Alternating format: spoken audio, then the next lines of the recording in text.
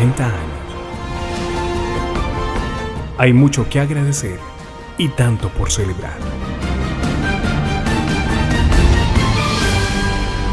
Iglesia Pentecostal Unida de Colombia. Un Señor, una fe, un bautismo.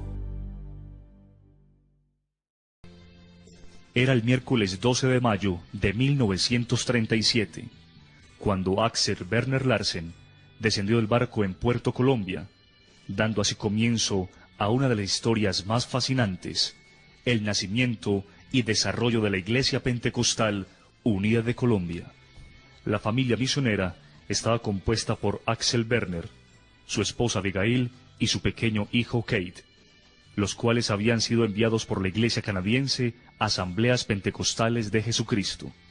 El misionero Larsen rememoraba 33 años después la sensación que vivió ese día, lo cual describió con las siguientes palabras: no había ni un colombiano presente en aquel día del mes de mayo de 1937, cuando salimos del barco marítimo, poniendo nuestros pies sobre la tierra de Colombia por primera vez.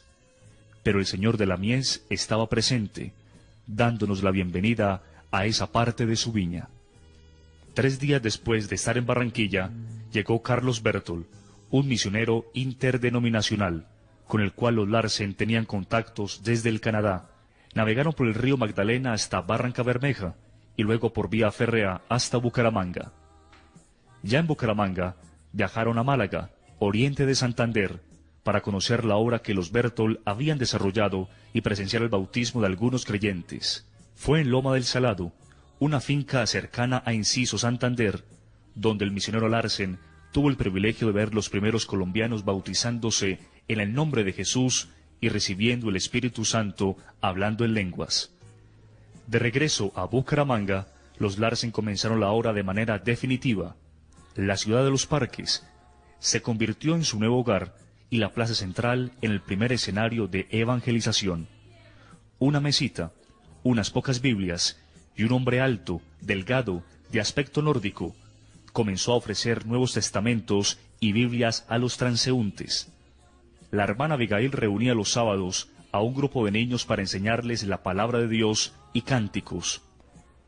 Amelia Tobito fue la primera bautizada en el nombre de Jesús. Las primicias de la obra.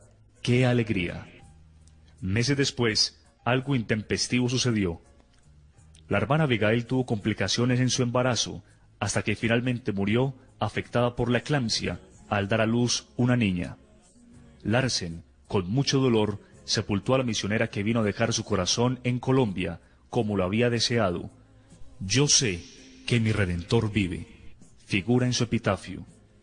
El misionero quedó con un niño de 2 años y medio y una recién nacida, sumido en la soledad y en la tristeza, en un país hostil a su labor y donde prácticamente no conocía a nadie. Del Canadá le enviaron un mensaje diciéndole que regresara, pero él, convencido de su llamado, envió otro diciendo: ha caído un soldado, manden refuerzos. Has terminado tu carrera, has guardado la fe, estas palabras quiero oír.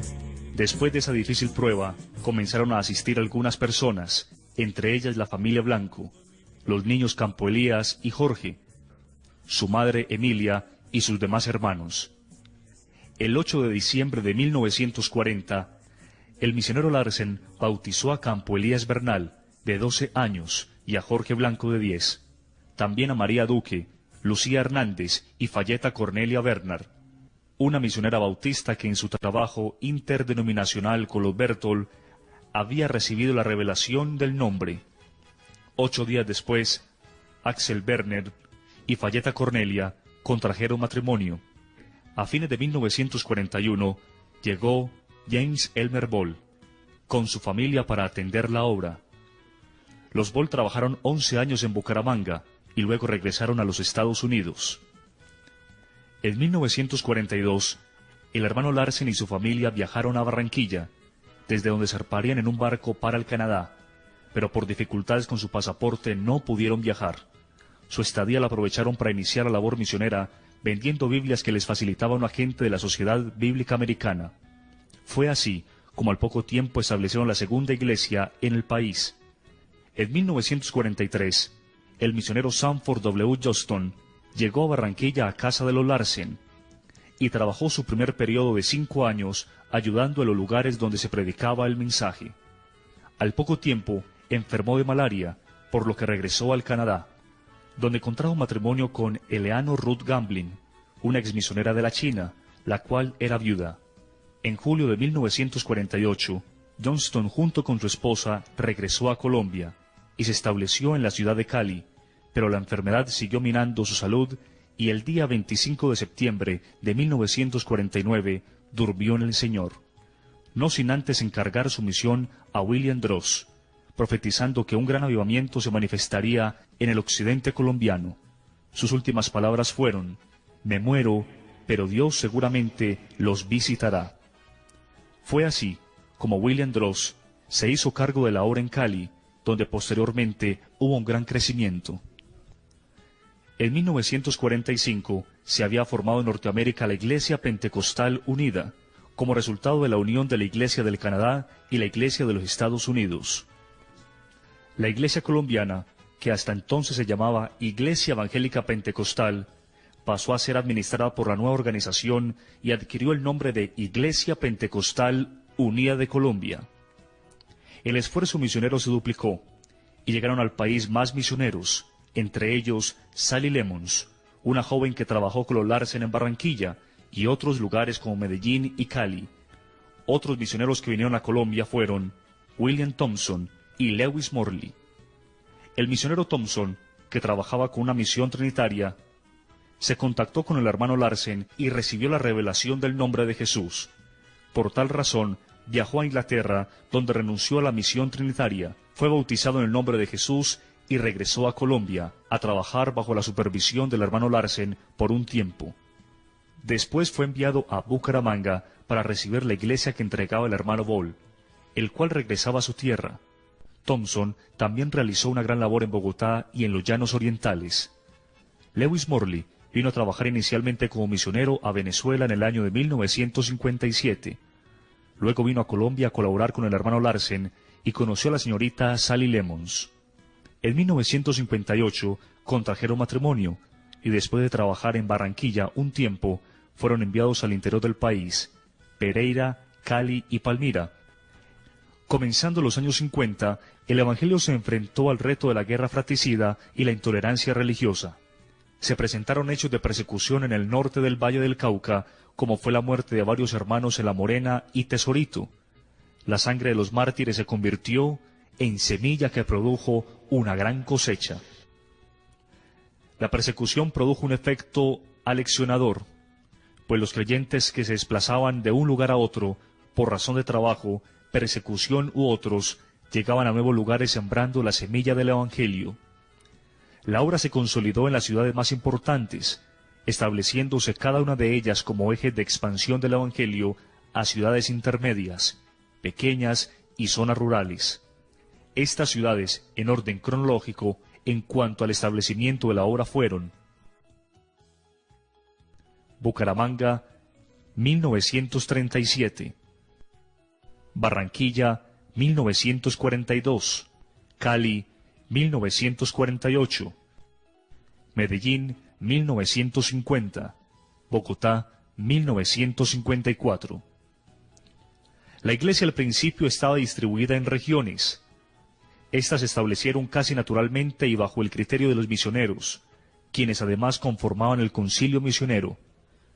El misionero Larsen, desde Barranquilla, supervisaba la región norte, comprendida desde Antioquia hasta La Guajira. El hermano Dross y luego el hermano Morley, desde Cali, supervisaban la región occidental, que comprendía desde el Valle del Cauca hasta Nariño, pasando por el Viejo Caldas y el Tolima Grande. Y el hermano Thompson, desde Bogotá, supervisaba la región oriental, Cundinamarca, Boyacá, los Santanderes y los Llanos. La formación de los primeros pastores no fue un proceso programado por parte de los misioneros. Ello pudo obedecer a circunstancias propias de la época, como el hecho de que los mismos misioneros no contaban con una formación académica ideal y lo que hacían era guiado por el Espíritu de Dios. Por eso la instrucción se dio en la medida de las circunstancias de la época, se aprendía en el ejercicio del ministerio o de los mismos errores o mirando lo que otros hacían. También se daba el caso de que los pastores más cercanos a determinado misionero aprendían a vivir su mismo estilo de vida, manejaban sus mismos conceptos y hasta predicaban usando sus mismos modales. Algunos asimilaron la sobriedad de Larsen, unos la rigidez de Morley y Thompson, y otros la espontaneidad de Droz.